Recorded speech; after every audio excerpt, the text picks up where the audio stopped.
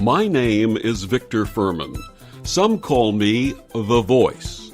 I've always been fascinated with human nature, spirituality, science, and the crossroads at which they meet. Join me now and we will explore these topics and so much more with fascinating guests, authors, and experts who will guide us to Destination Unlimited.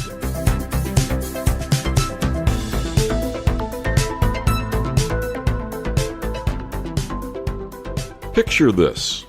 You are born into this world and at a very young age have an awareness of spirit and that you're here for a higher purpose.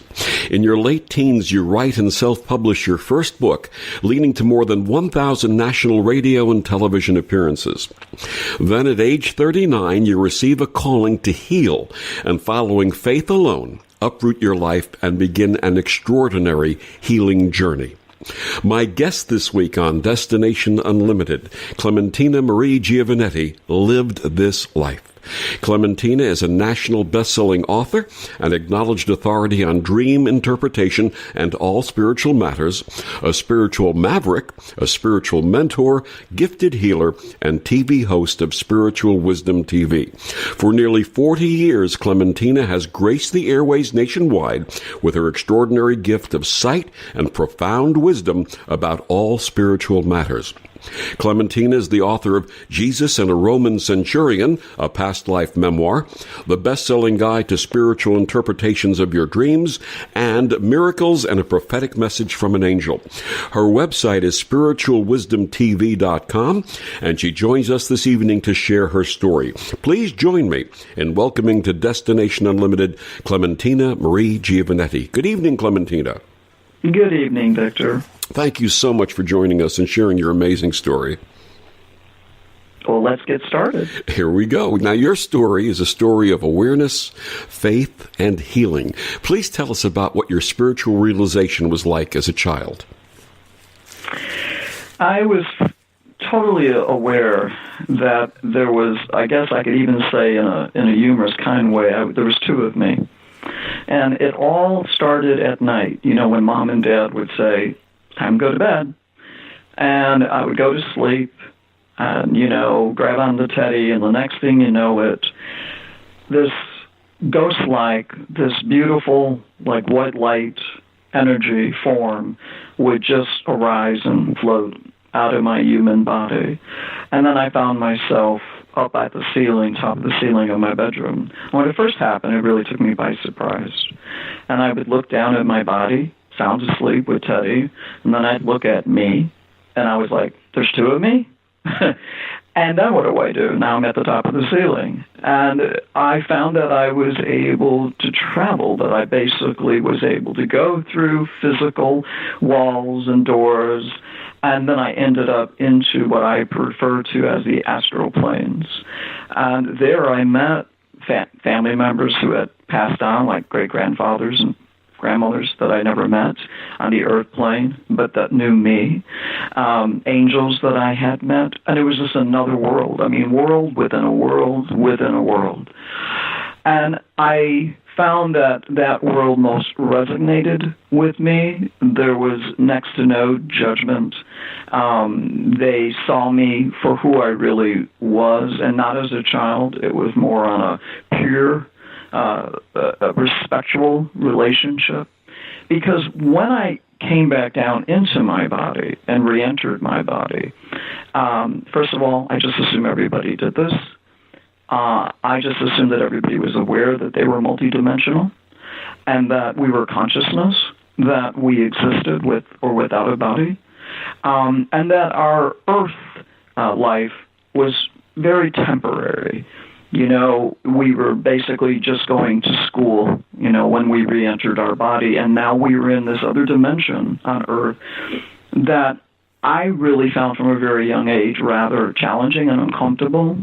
It was very difficult for me. It felt very heavy as far as its energy, and also it was very slow and sluggish. And then I found myself basically in a world that didn't really connect. It was like illusions to me. Like, they didn't make any sense to me why they believed the way that they did. So that was norm from 2, 3 years of age. And I just assumed mom and dad did the exact same thing at night, and that the Catholic nuns did it, and the Catholic priests did it, and the boys and girls at school did it. And how did your family react? How did your family react to what you were experiencing? Yeah, so the story that I share that I think really exemplifies the breaking point for my earthly parents was at the age of 5, Victor. And again, he said, "Okay, good night, Teddy." Rose up to the ceiling, and on this particular evening, one of my angelic voices called out to me and said, "Follow me," and I did. And it basically was, okay, this is your assignment. We were standing in front of this house that was totally engulfed in flames in Chicago, and my assignment was to go into the house, awaken the children, awaken the family dog, bring them out to safety. Okay. I didn't think anything of it. You know, my existence as a soul, as a consciousness in an out-of-body state was just as normal. It didn't matter to me if I was in my body or out of my body. I was the same person. And to me, it was like, well, this is one way that you get it done, right? It's easier to get it done this way without a body than in my body. Obviously, limitations all set in. So as I entered the house that was on fire, I found the children, found the dog, began yelling, "Wake up, wake up." They heard me somehow, and they followed me. I don't know what they saw, but I brought them out to safety. When I returned to my body, and then within hours woke up, went to the kitchen table looking for a bowl of Cheerios, you know, I was exhausted, and I started telling mom and dad, "Oh my God, you know, what I had to do last night, and the angel came and got me, and it was a big assignment. I mean, like, this was the biggest assignment I ever got, you know, mom and dad. And, you know, I had to go in the house, and it was on fire, and I had to get the boys and girls, but I did, you know, and everybody's okay." And I'm so proud of myself, you know? And I thought mom and dad would finally like me. You know, like I had done something finally good that mom and dad would recognize as good, and that the beatings would stop, because that's what I got before whenever I came to the breakfast table and shared one of my nightly experiences. And Dad was reading the newspaper, and immediately I noticed that it was like an earthquake, and it was just shaking. And he put down, you know, the newspaper, and the look in his eyes was just pure horror. I mean, he was terrified of me. And Mom finally said, "Okay, that's it. We are taking her to the priest, and we are going to put her through exorcism. You know, she is possessed by the devil." And I got the beating of my life that day from my father with his magic belt, his leather belt, and the buckle, until the blood was just pouring out of my legs. And that was his thing. It was like, this is the devil, you are possessed by a demon, and we're going to beat it out of you. And then Mom, of course, took me to the Roman Catholic Church to get exorcism, you know. But fortunately for me, they didn't get their way with me at all. I kicked and screamed and bit the priest and anything I needed to do. No one was touching me. I took the hammer fifth, you know. It's like, don't touch this. So, yeah, that's how they responded to my awakened consciousness, my spiritual abilities from such a young age. You must have felt very different and very alone. I did. You know, when you're a child, it's not like you're an adult and all of a sudden you become conscious and you're on the fence and you start thinking you've had some experiences, some dreams, and you go, I wonder what this is, and maybe your organized religion doesn't really understand it or can explain it. So then you can go to the library or go to Barnes & Noble and you can pick up a book and you could read, right? And you could start and you can connect, right, and meet up and meet different people, and you could start talking. But when you're 2, 3, 4, 5 years old and back in the 50s, no. and it didn't make any sense either, because at that time, you know, we had television shows, you know, like the Donna Reed show, Father's Knows Best, Leave It to Beaver. And I was watching the shows, you know, Victor, and Mom and Dad they were so wonderful on these shows. Andy Griffin, so wonderful on these shows. And they provided a safe haven for their children. And they were revered and looked upon by the children as, well, Mom and Dad have the answers, right? That's who I go to for understanding and clarification, right, about my experiences. But it was the complete opposite for me. I was just met with a very volatile reaction and the beatings from my parents. And I just was clueless. I just didn't get it. Why didn't they do the same thing? Why didn't they understand at all? I couldn't even comprehend it at such a young age. Did you have any friends, as children friends? I really didn't. The children, I don't know what it really was, but they, eventually, from the time I entered school, elementary school, through high school, I was class president of everything. If I was on the cheerleading squad, I was a leader. They always made me the leader, but nobody would socialize with me. And I remember I was maybe only 7 years old, and I had a little birthday party and sent out the invitations, and not one child showed up at my house. Not one. That's so sad. And so I think they just didn't know, what to do with me. And I mean, some of the children would bully me, at school and stuff, and call me weird and stuff like that. But the most volatile reaction I got was from my immediate parents and the church, the priests and the nuns.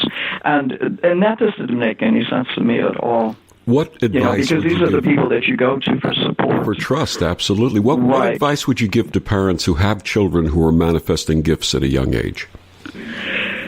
Yeah, and I have a lot of parents that contact me, Victor, of children, particularly that have from the age of 2 to 5 years of age, they're having flashbacks of their former lifetimes. And most parents, unfortunately, are just not prepared. They don't get it. They don't understand it. They don't even know if they believe, right, in past lives. So when their young 2-year-old or 3-year-old is just talking about this and vividly explaining everything, whether they've experienced or they're still seeing, they generally just dismiss it first. They go into denial. But if the child persists, then sometimes the parents will reach out to me. But first of all, don't beat your child. That's not going to disconnect the child. Hopefully, it's not going to disconnect the child. That the child doesn't totally go into their own denial of their self and their awakened consciousness. And the most important thing is to realize that it's not your child. This is a soul who has chosen to incarnate into a human body through you. And that child hasn't come from you. It's come through you and has lived many, many lifetimes.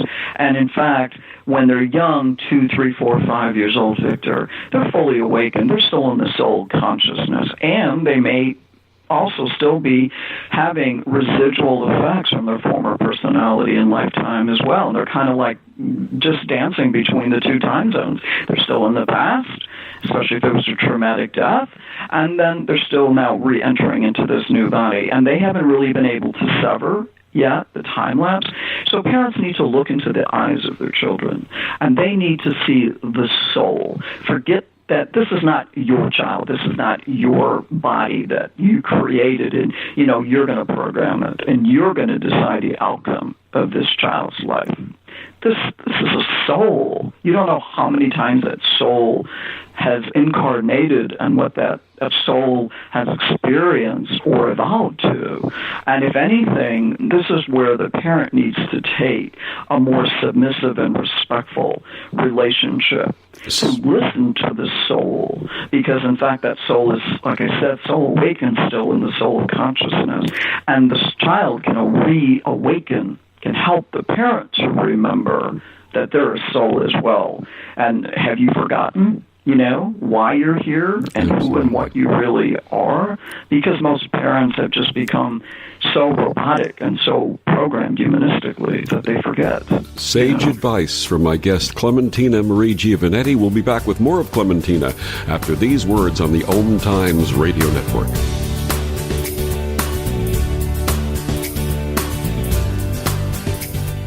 OMTimes Magazine is one of the leading online content providers of positivity, wellness, and personal empowerment. A philanthropic organization, their net proceeds are funneled to support worldwide charity initiatives via Humanity Healing International. Through their commitment to creating community and providing conscious content, they aspire to uplift humanity on a global scale. OMTimes, co-creating a more conscious lifestyle.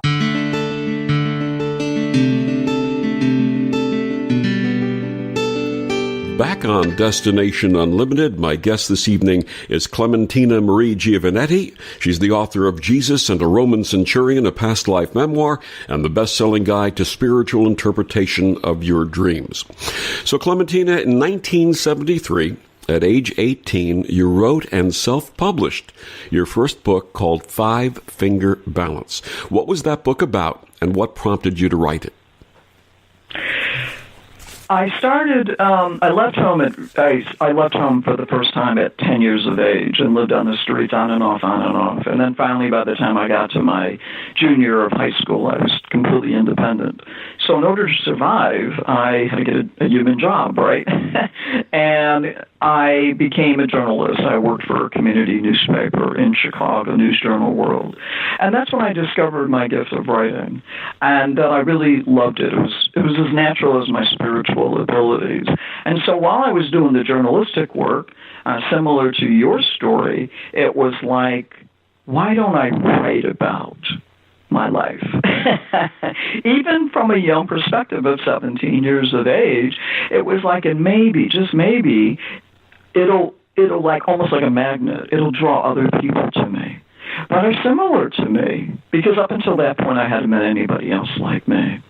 And so it was about my struggles as a child and how my soul and my awakened consciousness was basically being denied. It wasn't being acknowledged at all. And the beatings and the struggles that I went through, basically living with earthly parents that were completely disconnected, from this reality, yes, and how they responded. So I just told my story.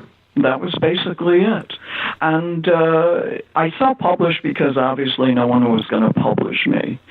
Back then, in the 70s, you had to pretty much be a celebrity or a PhD doctor or something like that to be published. And I found a book of all places in the library from a gentleman who was a pioneer at that time in self-publishing, and decided to do it. And then the interesting thing was knocking on the old-fashioned radio and television stations in Chicago and doing my pitch. And, they weren't really prepared for my out-of-body experiences or spiritual abilities or other dimensions and the astral planes. They really didn't talk about that on air back then in the 70s. But they were very touched by my profound courage and strength and fortitude as a child, a 17-year-old girl that didn't even have a college education and lived on the streets really from 10 to 17. And that was their story. That was their comfort zone, and they wanted to talk about that.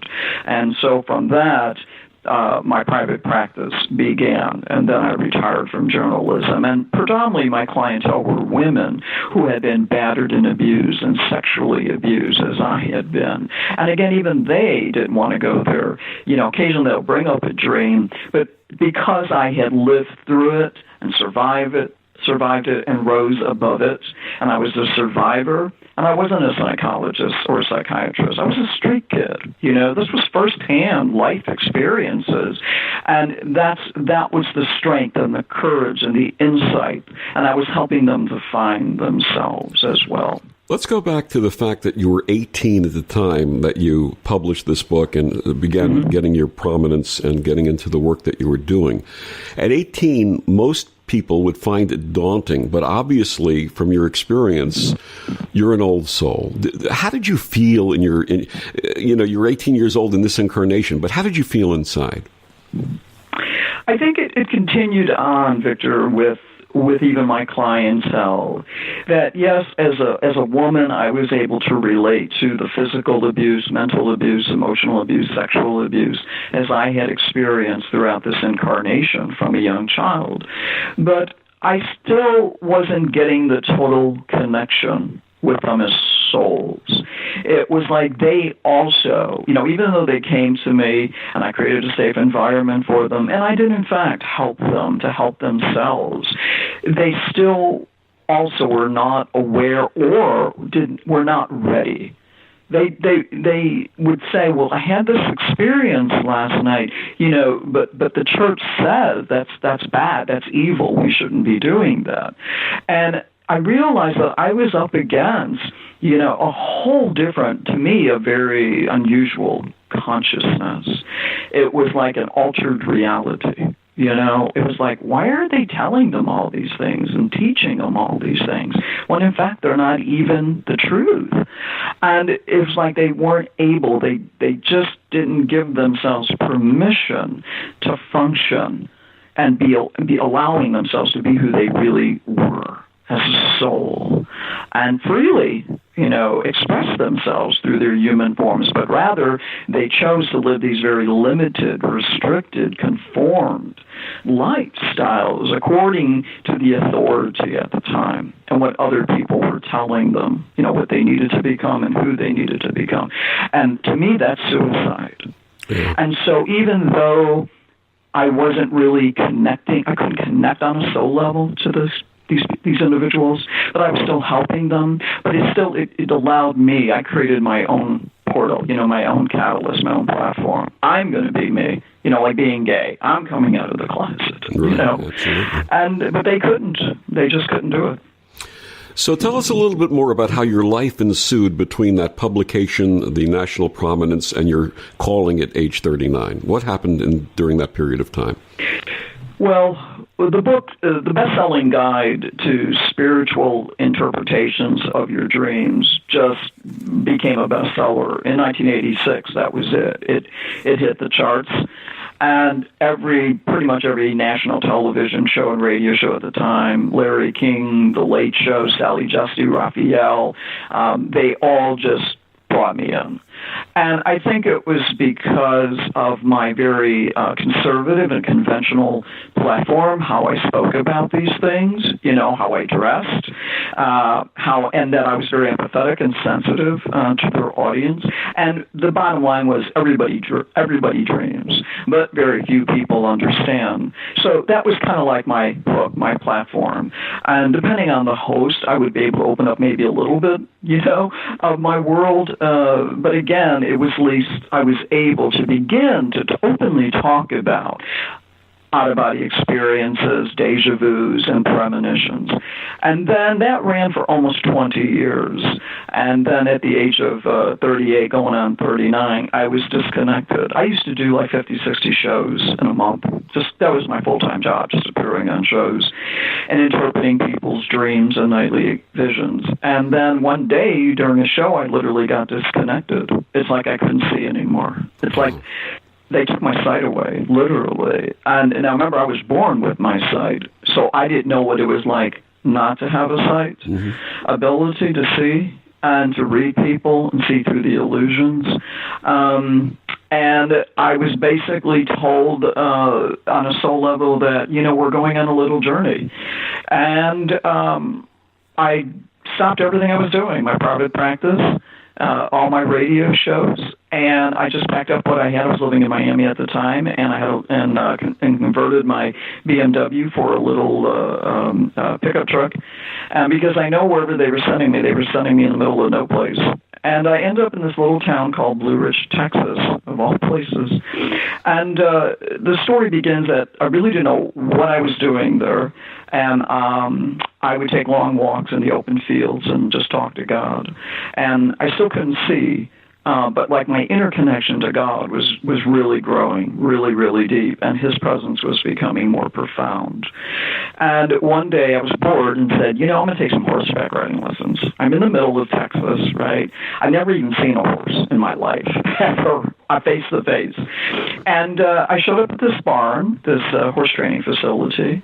And the moment I walked in, I was with this man named Kirk, the owner, and, typical Texas guy, and he had dip in his mouth, and all of that, and the cowboy boots.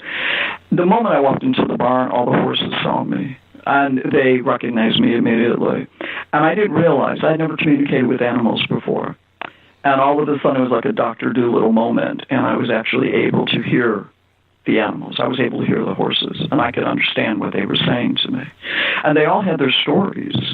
And then I stopped, and he said, we can't go any farther, because there's this horse at the end of the barn, and that had this enormous hole on the right side of his head. The owners had beaten it nearly to death and had brought it to that place to be sold. And the horse wouldn't let anybody go near him. And he was just so traumatized by the beatings. And the next thing you know it, this incredible, unbelievable, can't find the human words to describe it, powerful white light just totally came over me. It came through like a spear. It came through the roof of the barn and just totally just embraced me. And within the light, that angelic voice there again was, and she said, will you heal him? Will you help him? And I said, yes, but how? And it said, just walk into the light. And I did.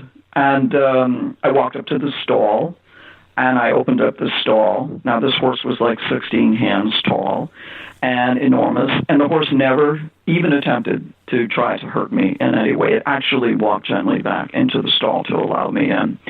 And I raised my left hand, which by that time was burning on fire. It was like an electrical explosion going on in me. I also was having a difficult time breathing because this white light was so expansive. I was like dematerializing, literally. And as I touched the horse with my left hand, it was like on contact, it was like an explosion. And the hole opened up, and all this liquid pus infection, everything was coming out. And after that all occurred, I don't really know humanly for how long, but then it began to regenerate because he literally had a hole like about 3.5 inches in diameter. And the hole was literally like tissue was literally rebuilding. And meanwhile, Kirk was standing outside of the gate watching all this. I'm going to ask you to hold that at one point. We're going to have to take a quick break, and we'll resume your story after this. My guest this week on Destination Unlimited, Clementina Marie Giovannetti. Clementina, please tell our listeners how they can find your books and more about you and your work. The website is www.spiritualwisdomtv.com. Spiritualwisdomtv.com. And where can they get your books? My books are available through the website, but also on Amazon.com, Barnes & Noble, Kobo, Smashword, iTunes, Apple, you name it. Wherever great books are sold, and we'll be back with more of Clementina Marie Giovannetti after these words on the OMTimes Radio Network. You're listening to OTR FM, part of the IOM Radio Network. Humanity Healing International is a small nonprofit with a big dream. Since 2007, HHI has been working tirelessly to bring help to communities with little or no hope. Our projects are not broad mandates, nor are they overnight solutions, but they bring the reassurance that no one is alone and that someone cares. To learn more, please visit humanityhealing.org. Humanity Healing is where your heart is. Hi, this is Sylvia Henderson, intuitive life coach and energy healer. Are you ready to elevate and rise way above your normal? Be sure to listen to my show, Intuitive Transformations, on OMTimes Radio, Sunday evenings at 9 p.m. Eastern. Get the inspiration you need to transform your life. Hi, this is Bill Maher. I can find humor in almost anything, but one thing I never laugh about is cruelty to animals. If you don't get the joke either, write People for the Ethical Treatment of Animals, 501 Front Street, Norfolk, Virginia, 23510. Looking for uncommon talent? Meet the Grads of Life. They're not the typical candidates you're used to, but they're exactly who your company needs. An ideal fit for entry-level positions, internships, and even mentorships. Go to gradsoflife.org to learn more. Brought to you by the Ad Council and gradsoflife.org.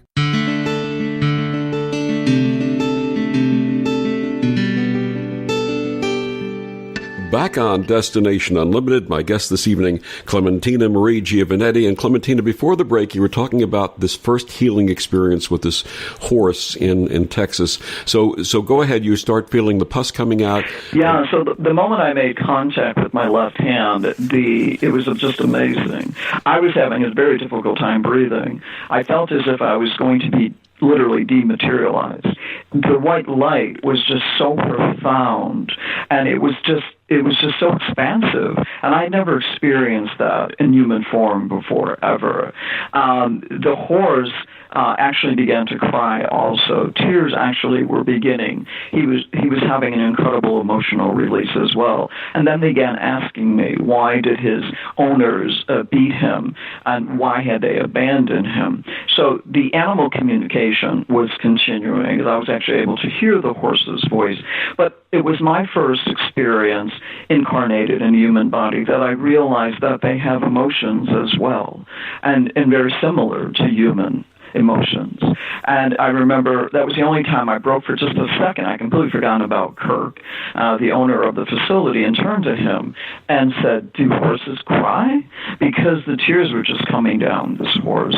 And he literally, the dip was just falling out of his mouth. His hair was up on his arms because he had literally witnessed this profound healing, this profound miracle, because the hole went from 3.5, 4 inches in diameter to first cleansing and clearing out all of this, I guess, just the infection and old dead cells, to literally rematerializing new tissue. And the hole was closing up literally in front of his eyes within a matter of minutes.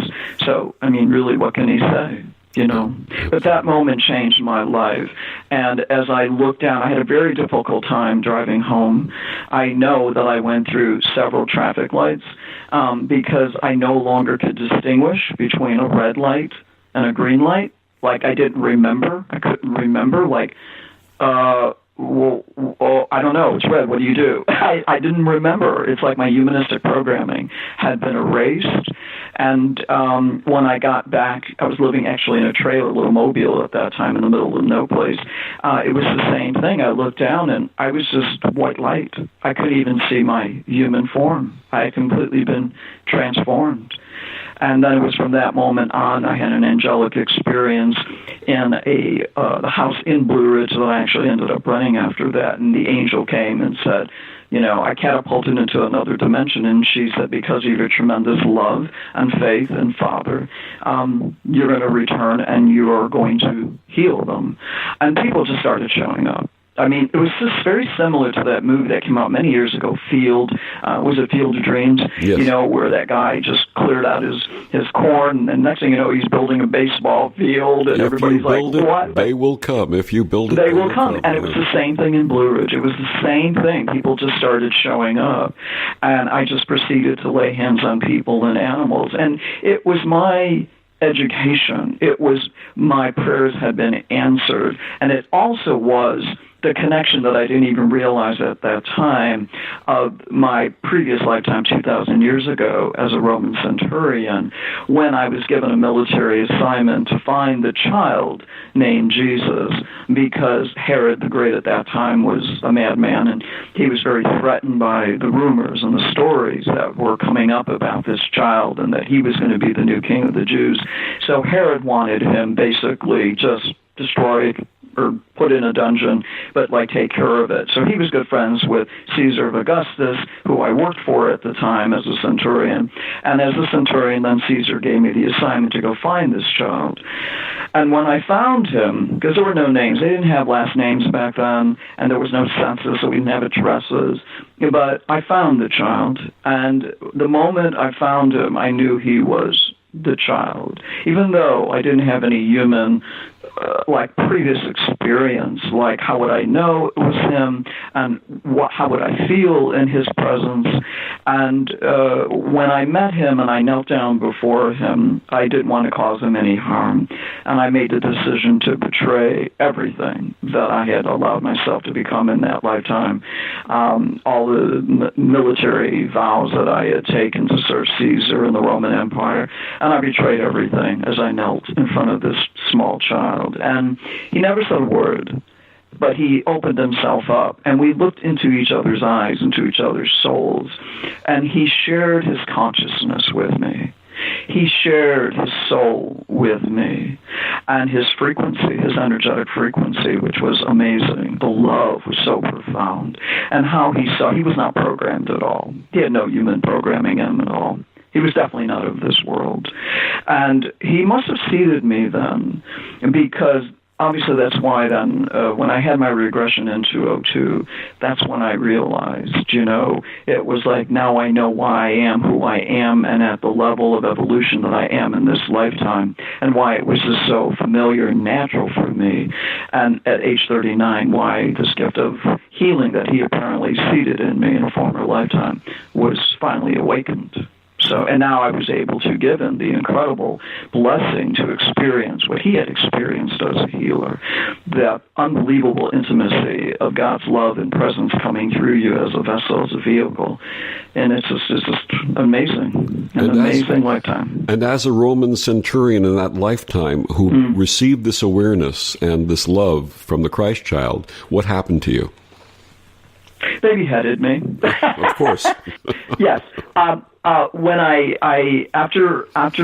after Jesus and I disconnected, obviously I was completely transformed. And during the time that I was with him, I don't know how he did it, but he dematerialized my human personality. The Roman centurion basically literally dissolved. It melted. It disappeared at his feet. It did. And when I got back on my centurion horse and took the long journey back to Rome and was obviously going to have to report that, by the way, I betrayed you, and yes, I met him, but, no way, and that I was willing to die for it as well, that because I knew what I had done. I knew the choice that I had made and what the consequences were going to be as a centurion. When I finally arrived in Rome and they saw me, it's like they saw it in my eyes. They saw it in my face. It was as if, and they said, what did he do to you? They knew it right away. I never said a word, by the way. Never, ever, ever spoke. From the moment I got off of my horse and entered into the Roman palace, and the other soldiers and centurion, my supervisors, were waiting for me, and of course the Christ child wasn't with me, they were like, what did he do to you? And where is he? And I never said a word. And then they put me in this lower region where they generally put criminals in, and they shackled me by my feet and by my wrist and interrogated me for nearly 4 hours. I never said a word. And the first hour was, how can you betray, Caesar? How can you betray Rome? Never said a word.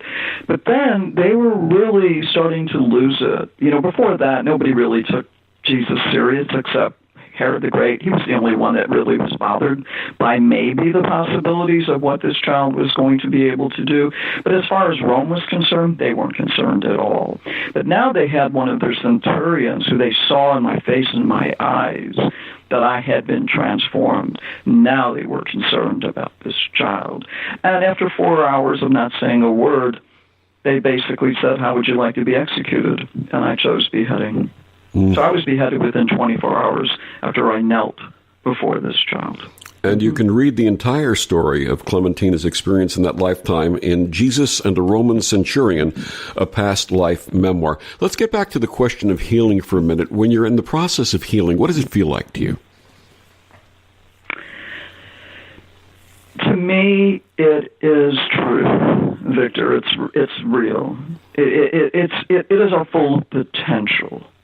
It is what we are truly capable of, God-given. I really believe this is the what God had in mind when He created us, as individual expressions of Himself, just parts of His own soul, parts of His own energy. Now, in an individual incarnation, and it's a total just unity. I mean, you're finally in that state of oneness, perfection, and it's all there, and there's no fear, and there are no illusions. It's just such a profound love and such a profound wholeness, and it wasn't until I began doing the healings and I was so connected with His presence and the white light that my soul was finally filled. It was like I found the perfect food for my soul. And there was nothing, I came to the realization that there was nothing, Victor, on the earth plane that could ever replace that.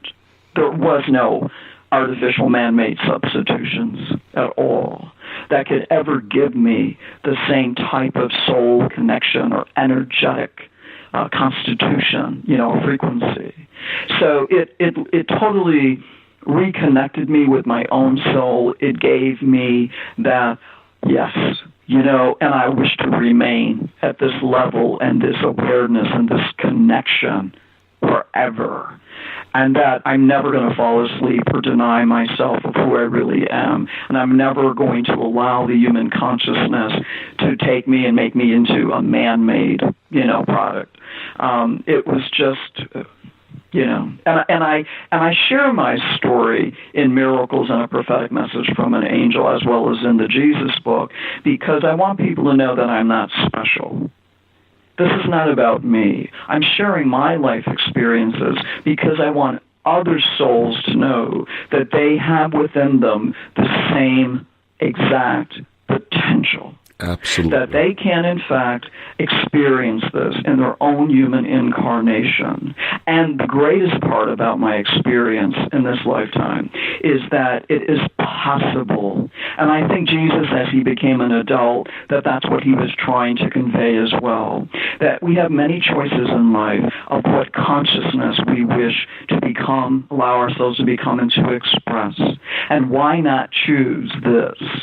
The kingdom, can you imagine Earth? Can you imagine the planet Earth? When we recognize, if we all took that Christ consciousness and accepted it, embodied it. And the words were, "The kingdom of heaven is within you." We'll be back with more of my guest, Clementina Marie Giovannetti, after these words on the OMTimes Radio Network.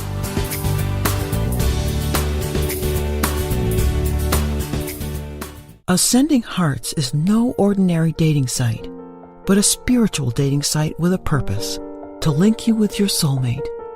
We engineer the serendipity so you can trust that you will attune with someone that has the same matching vibration as you. Ascending Hearts, the conscious dating site for the spiritually aware. Try Ascending Hearts for free. AscendingHearts.com.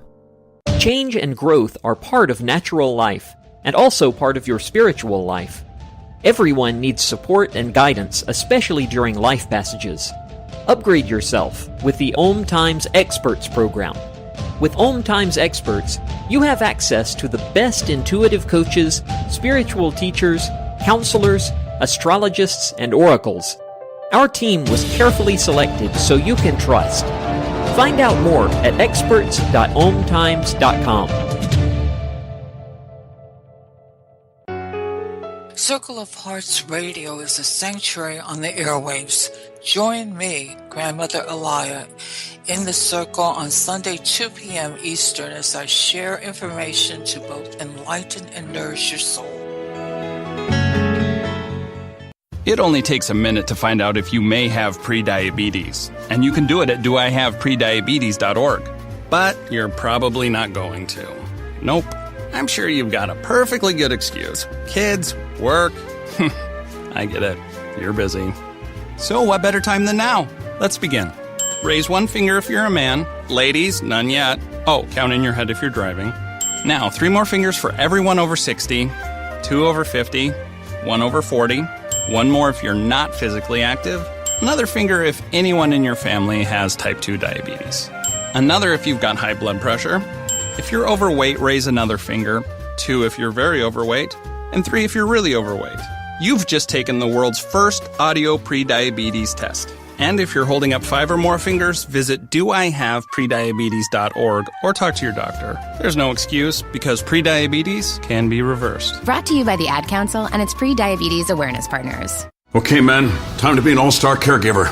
Drive them to physical therapy, doctor's appointments, be there emotionally and physically. Don't give up. Don't ever give up. Caregiving is tougher than tough. Find care guides at aarp.org/caregiving. Brought to you by AARP and the Ad Council.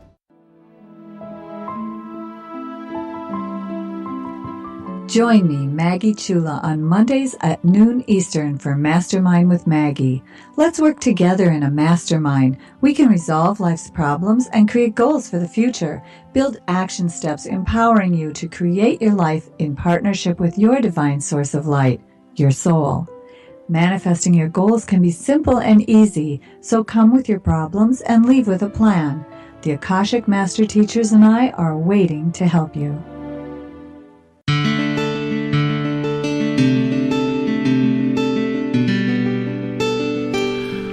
Back on Destination Unlimited, my guest this evening, Clementina Marie Giovannetti. She's the author of Jesus and a Roman Centurion, a past life memoir, the best-selling guide to spiritual interpretations of your dreams, and Miracles and a Prophetic Message from an Angel. So let's talk about dreams. When you alluded to this earlier, when did dream interpretation become part of your practice? 17. That was how I started my practice.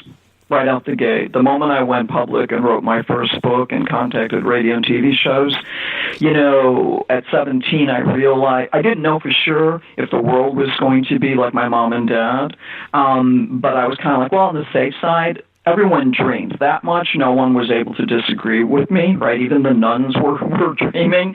But it was like, let's start with that. Something that they do, even though they may not acknowledge it or place any value to it or really understand what the process is and the importance of it. But at least I can go, oh, what did you dream about last night? Rather than talking about my experiences. I gave them the platform. So yeah, 17 publicly. That's what I became the dream interpreter. In your experience, what are dreams? What are they? Why are they here?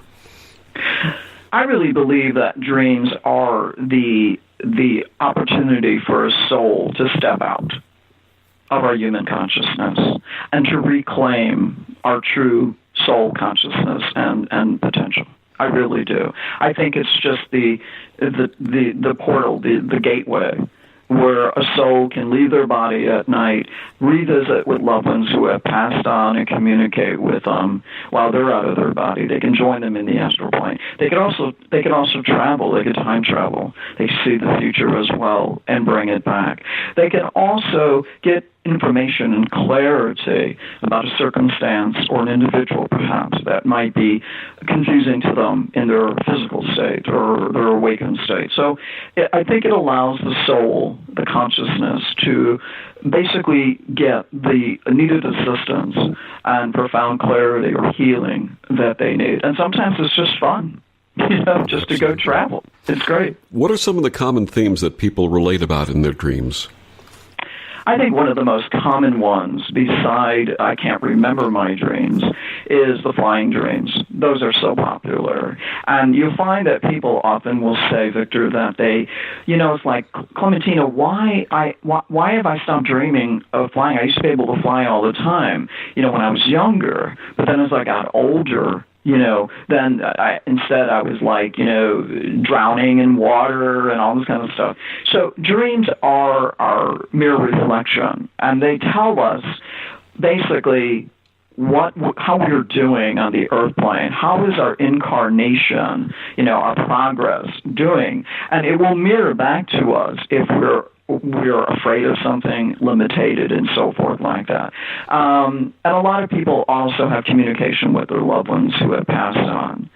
So, and reoccurring dreams are a big thing. I mean, that seems to be the norm. How come I'm 50 years old and I'm back in high school? Why am and I'm in that classroom and I can't find a classroom, or I can't pass the test, So reoccurring dreams are also very, very popular. A lot of people you alluded to said people can't remember their dreams. Is there a way we can better remember our dreams? Yes, thank you for giving me the opportunity to share this tip. In the old days, people thought that the best way to do it is have a journal by their bedside, or to maybe even have like an audio cassette. But what both of those two things require somebody to do, Victor, is open up their human eyes. The most important thing to help you if you want to remember your dreams is do not open up your human eyes. It's okay to start coming back into the body, wiggle your toes, and realize that, I'm back into the human frequency, the third dimension again, but do not open up your eyes. Because if you do, it's like disconnecting from a phone conversation. Keep your human eyes closed. And if you can, have a voice-activated recording and then just talk into it. Because if you open up your eyes, and your human eyes now are like the portals, they make contact with this third dimension. You will disconnect from the other frequency. So if you keep your human eyes closed, you're still connected to the astral plane. You're still connected to your soul consciousness. And you want to stay there as long as necessary so that you can go ahead and voice activate and put down all your experience, your emotions. Once you're done, it's like hanging up the phone. That once you open up your human eyes, you are literally severing yourself from that consciousness, the higher consciousness. And now you've totally entered into your human body. And now you're in this third dimension. And now your human eyes take over. And then you're questioning, like, was that real? Yeah. Did that really happen? Can we program our dreams? Can we have a suggestion, say, I want to dream about this tonight, or I want an answer to a question, and program that into a dream? Without a doubt. I dedicate that in the best-selling guide to spiritual interpretations of your dreams.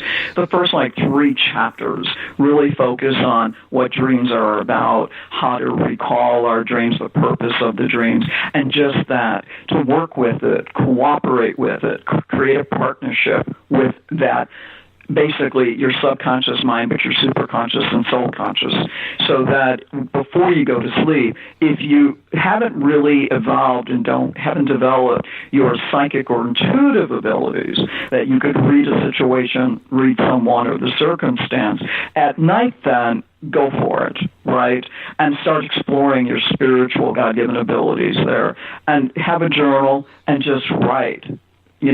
What do I need to do about this? Show me the clarity. Or I'm really not sure about this person if I wish to proceed to have a relationship with this person. Is this person really someone that I could trust?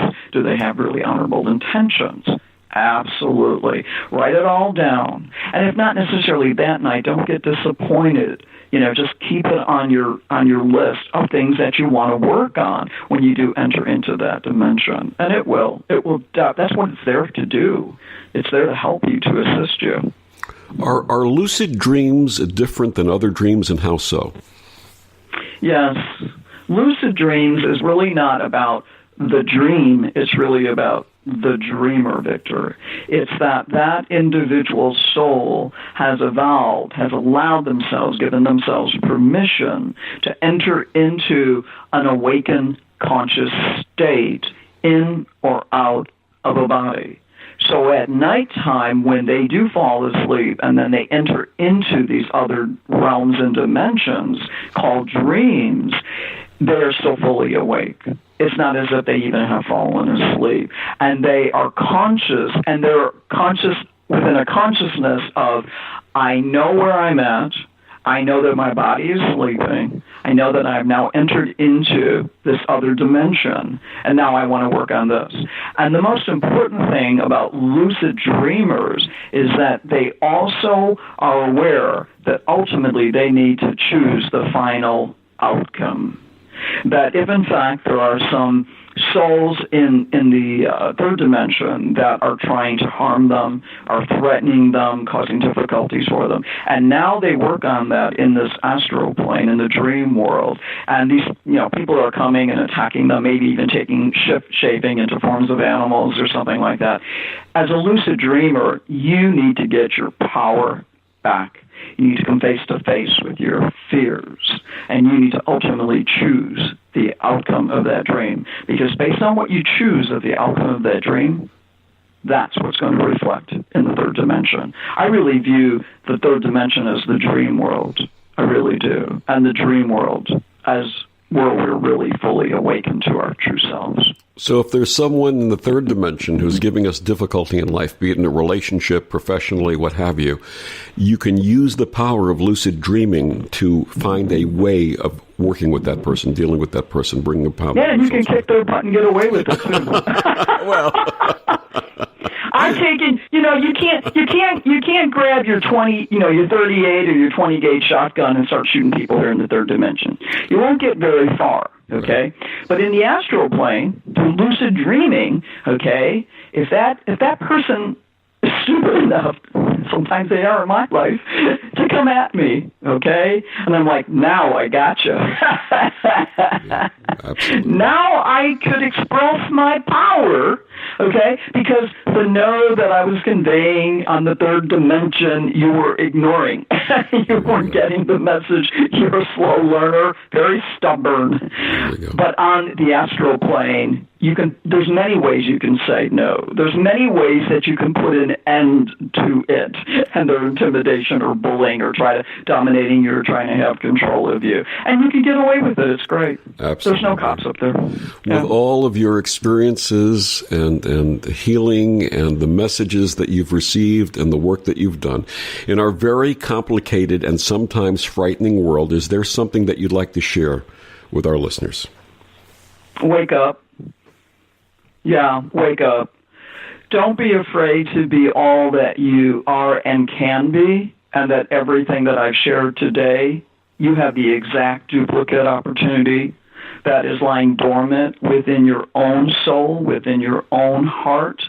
And there's absolutely no reason for you to continue to deny who you truly are and what you are, and take back your power. And stop giving it to an artificial reality. You don't need to conform. You don't need to obey.